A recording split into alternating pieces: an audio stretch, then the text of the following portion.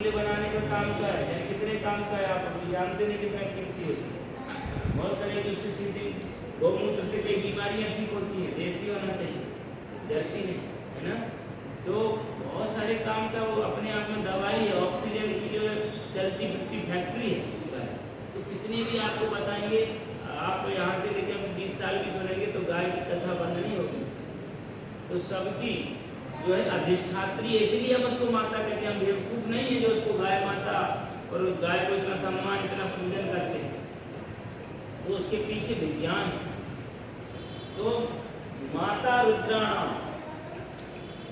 दुहिता वसुनाम स्वसा आदित्यानाम अमृतस्य नाभिः, इतना लिखा है गाय के बारे में कि माता रुद्राणाम, जो एकादश रुद्र है उनकी माता है, और जो अष्ट वसु है, वसु नाम दुहिता पुत्री, उनकी पुत्री है गाय, और स्वसा आदित्य नाम, जो द्वादश आदित्य हैं उनकी वो बहन है। स्वसा का अर्थ होता संस्कृत में बहन, भगिनी, उनकी बहन। और अमृतस्थ नाभि, उसकी नाभि में अमृत।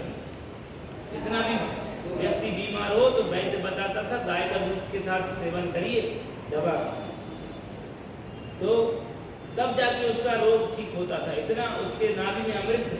इतना ही कमजोर व्यक्ति हो, गाय का दूध पी रहा तो उसमें ताकत, उसमें क्षमता उसका बहुत थी। अरे बुद्धि नहीं रहेगी तो वेद कहाँ धारण करोगे। जर्सी का दूध कई बार आ चुका है, कैंसर करता है। भैंस का भी कोई काम का नहीं है, लेकिन जर्सी का और खतरनाक। तो अगर बुद्धि अच्छी करनी है, ठीक लो।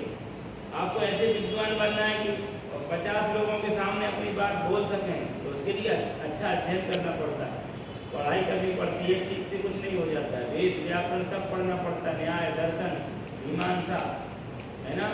आप जिस संप्रदाय की उस संप्रदाय का भी दर्शन पढ़ना पड़ता है, तब जा करके हमारी ऐसी बुद्धि मेधा तैयार होती कि हम समाज को कुछ भी समझा सकते, कुछ भी बता सकते।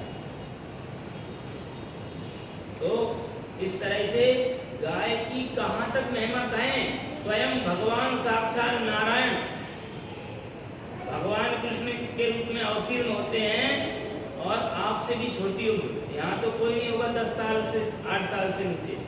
भगवान जब 6 वर्ष के थे, 5 वर्ष के पूरे हो चुके थे और 6वें वर्ष में चल रहे थे, तो कार्तिक शुक्ल अष्टमी के दिन भगवान पहली बार गोचारण की लीला की। गो चराने के लिए गए।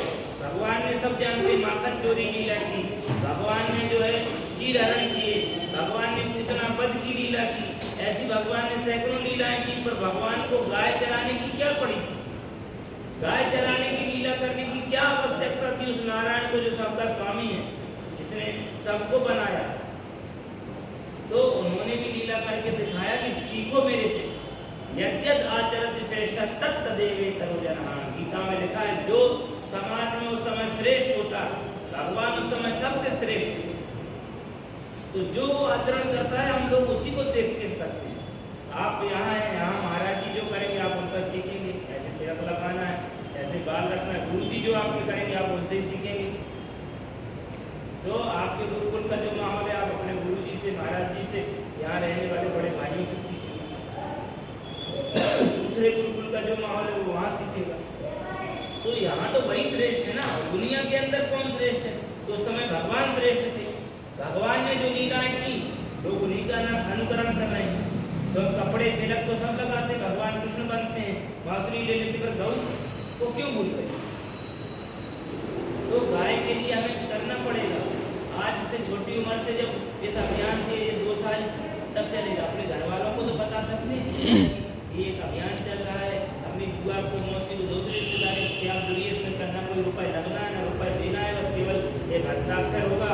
आप मिस कॉल मारिए इस पर तो लगेगा कि हाँ ये चाह रहे हैं कि गौ माता को राष्ट्र माता, राष्ट्र आराध्या, उसको संविधान के पन्नों पर लिखो, जैसे आपने मोर को स्थान दिया, तब जाके कटना बंद होगा। कई लोग भक्त आपके बड़े भाई जाते हैं ट्रक पकड़ने, कहीं ये पकड़ने, लौट के भी नहीं आते।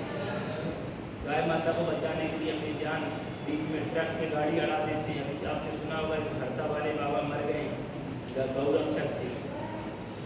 तो ऐसे दिन रात लोग मर रहे हैं, कानून बन जाएगा तो क्यों ये सब होगा। तो अभी आप छोटे हैं, आपको पता ही नहीं।